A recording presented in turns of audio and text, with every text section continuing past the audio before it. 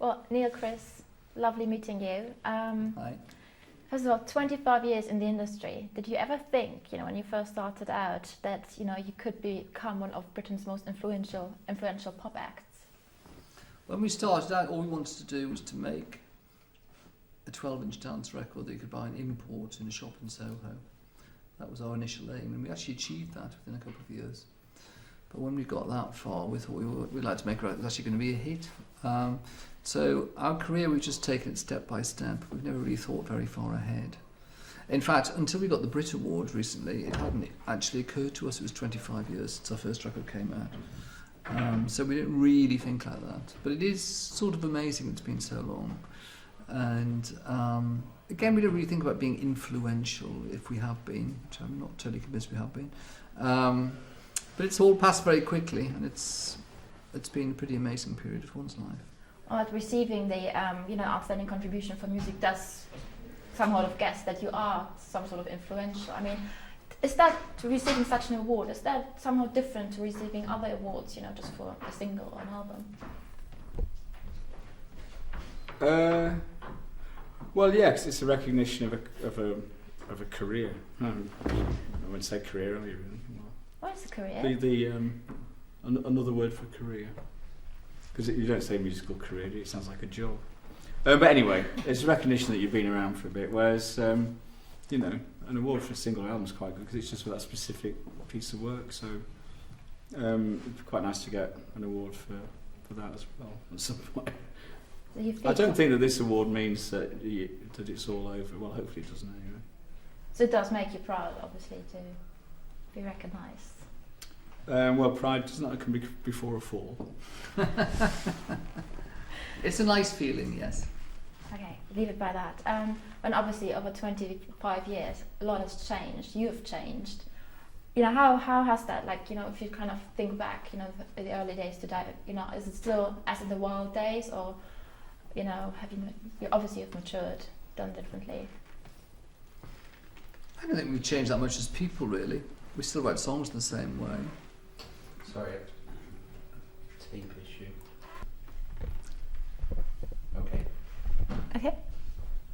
I don't think we changed that much as people. We still write songs the same way. I sort of think it's for other people to comment on how you've changed. It's we've got maybe more confident at what we do. We might have got more sophisticated, whether that's a good or a bad thing, at what we do. We still enjoy it a lot. I mean, really, our impetus is the same now as it was 25 years ago, which is the sort of creative fun of writing songs and making records. But you're still kind of, when you first start out, you have all these, youthful things, in mind. And do you feel now that, because when I'm talking to other bands, been in the industry for 20 years, it does calm you down a little bit, or do you still feel like you're still in full force, full swing, I think we feel pretty energetic about it. I don't think it's a case of calming down or not calming down. We work very hard. We're always working. We've just finished this album. We're writing a ballet at the moment as well. We do other projects outside pop music. That's our life. Speaking of the album and the new single, just tell me about it. What can we expect? Well, we went into the studio and we found that we were writing a lot of pop songs, and so we approached Xenomania to work with them. We've written 3 songs with them on the album, and also a 4th song appeared on the Girls Aloud album, which was their single actually, Loving Kind, and they're really uplifting, euphoric pop songs. Those sound very contemporary, working with Xenomania. They're electronic, but they've also got lots of other instruments. Johnny Marr plays on 5 of the tracks. You also get some sort of moody and more atmospheric songs towards the end of the album, and it's a great pop album, really. What's your favourite track on the album? Well, it's difficult to say I've got a favourite track. There's a very I like the next single, which is called All Over the World. It's got a very euphoric chorus. Do you want to tell me about the single? It's a song. It's about love songs. That's why it's called All Over the World. Just about the same songs all over the world. How these love songs have meaning for everyone all over the world. But just whether musically it goes into the chorus is very, very euphoric and makes you feel happy. The same way like Viva La Vida by Coldplay makes you happy. You've made a video for the new single to promote, which is it's kind of interesting to watch. Can you just explain what's happening in the video? The video is made by a director called Han Hugebruger, who's an artist and he makes videos and things. And it's an animated video. Me and Neil our heads are on space hoppers, and because the track's very bouncy, and we bounce all the way through the video in time to the music. And it's sort of based on a sort of early 90s sort of computer game. There are different levels, you know, a bit like Sonic the Hedgehog sort of thing. And actually there's a bit with Pac-Man comes in it, which is great. And it expresses the lyrics quite specifically, actually, visually. So it's humorous, but it's also very clever, and it's all animated. It's actually all drawn, so it's you get the lip sync and everything. But it didn't actually take us very long. It took us about 5 minutes to shoot out of it, but then I think he probably spent months working on it afterwards. Very time efficient. Did you kind of come up with the idea, or was it actually the art team who thought about that, or how were you creatively? Well, we liked his work, and one of the things we'd already seen by him was these space hoppers dancing, and so I think we might have suggested that to him, but then he went away and developed the idea. Yeah, I mean, you're just pointing out that it's kind of early 90s, gaming characters that you kind of resemble. You personally, you two, are you gaming fans or? No, I was when I was at university. Well, actually, I remember when, because I'm from Blackpool, I remember when the first Space Invaders appeared in the amusement arcades on Blackpool Pleasure Beach, and we all used to play on those, and then all the way through university I used to spend a lot of time skiving off playing computer games, anything not to do the work really. But then when it moved on to computer consoles, I sort of kind of stopped a bit then.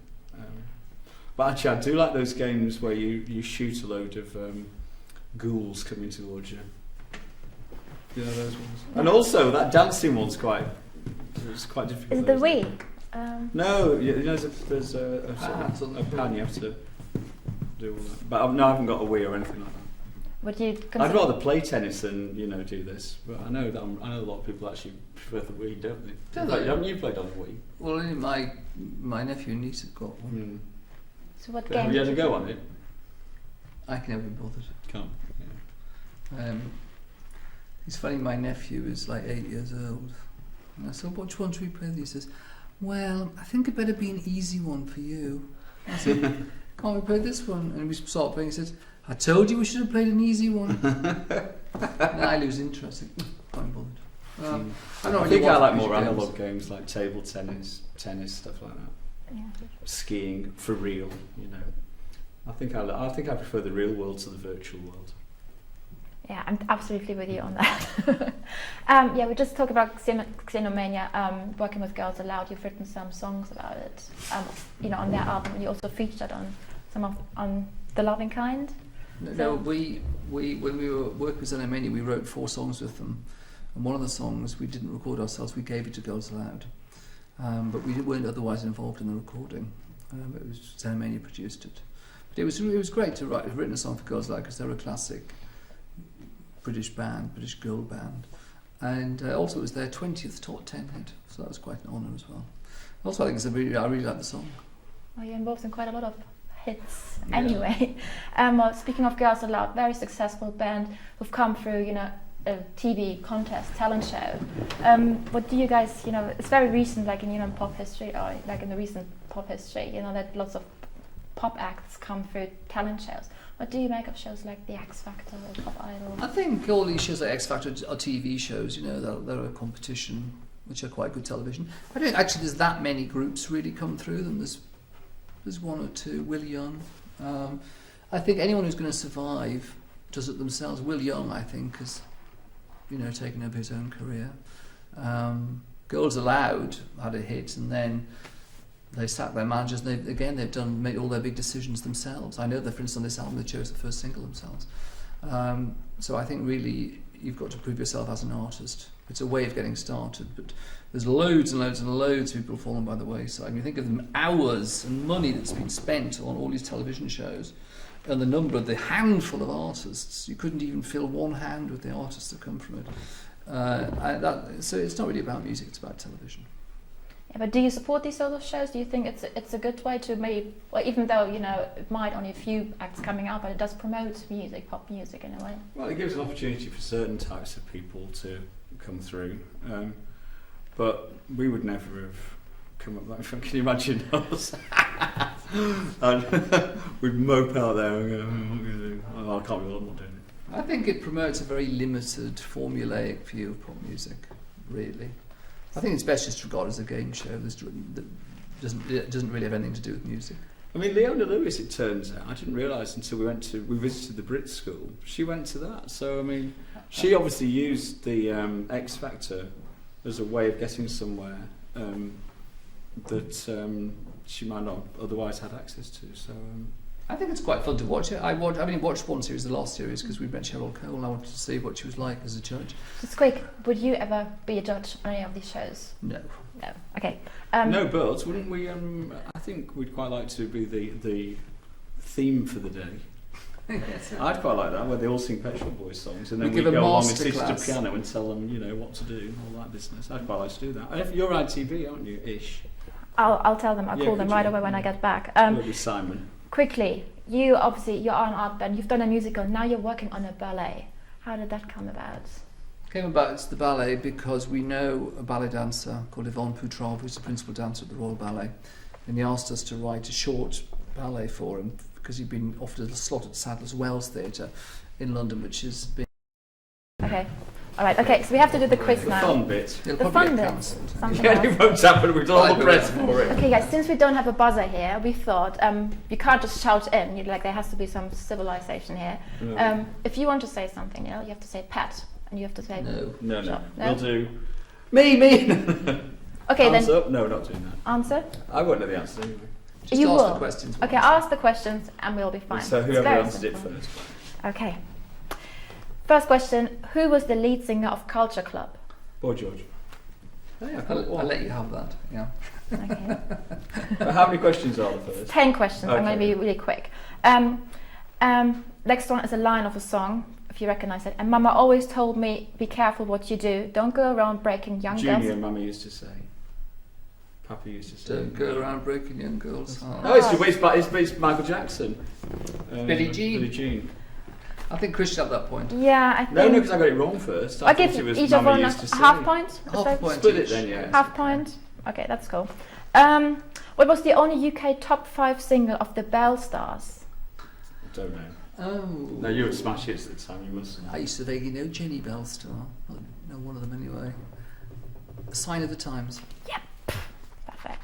Was that before Prince did it? That's where he got the idea from. Jenny Bellstars. How many top 20 singles did No Status idea. Quo have in the 80s? Rough estimation is fine. 20? Top how many? How many Top- top 20 singles did Status Oh, Quo the 80s. in the 80s? 1. 9. Okay, I'd say the estimation it's 18. 18? Yeah, that one goes to Neil. Well, that's good. Yeah. I was They were surprised. big in the 70s. It says in the 80s. Next one. Which teen sensation had a 1987 #1 with I Think We're Alone Now? Tiffany. Yep. Next one, next line from a track. I've got to run away from the pain you drive into the heart of me. I've got to run away from the pain. to the heart. It's very familiar. Yes. Yeah, she's cheating. I can't remember I've what got it is. to run away. I can't sing. You're the singers. I've got to. It's Tainted Love by Soft Cell. Yeah. Well Yeah, done. good Neil. What's the name of the track Duran Duran wrote for a James Bond movie? That who Duran Duran was A View to a Kill. Yep. This is Okay, why I don't do quizzes, by the way. you've got some answers right that he didn't get at all, so Yeah. don't worry about it. No, but what's that game you play? You actually play a I pop haven't- quiz I haven't game. done it for No, but you do it years. all. What is it though? Oh, quite You right. play Pop Trivial Of course, Pursuit. that was in the 80s. Well, that's why Well, we're doing a quiz these are about the 80s 80s. Here we questions. go. Okay. Okay, next one. Beside the Pet Shop Boys, name at least 4 other artists who have covered the song Always on My Mind. Willie Nelson. How many do you need? 4. Oh, I don't know that. I know 2. Okay, go ahead. Elvis Presley and Willie Nelson. Okay. Some more? Don't know anyone else actually. No one. Have you got any answer? I have loads of about 20 answers. Oh, yes, Frank Sinatra done it. Has Glenn Campbell done it? Oh, I think Glenn Johnny Campbell might have done it. Mathis.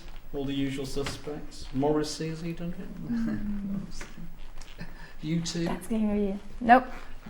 David Hasselhoff would help. David Hasselhoff. Oh, Well, And that's so a you didn't German really- thing, you see. It's because you're German. Yeah, well, he's not German, he's American. No, big in David Germany, Hasselhoff's though. not German. No, he's he's big not. in Germany. He'd love to be German. I don't think he has a German passport. All right. Loads of people. Okay.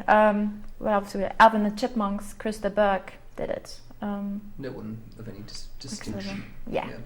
Apart from you. Did you say the Smurfs? The Smurfs? No, I The don't think. the Wombles? Wombles? No, Nope. I think the one Nope. was this. We have about 20 Come on, different. let's- Okay. Anyway, Two let's more, move on. 3 more questions, quick. Yes. In which Wham song did George Michael rap "Give a Wham, give a bam, but don't give a damn"? Wham rap.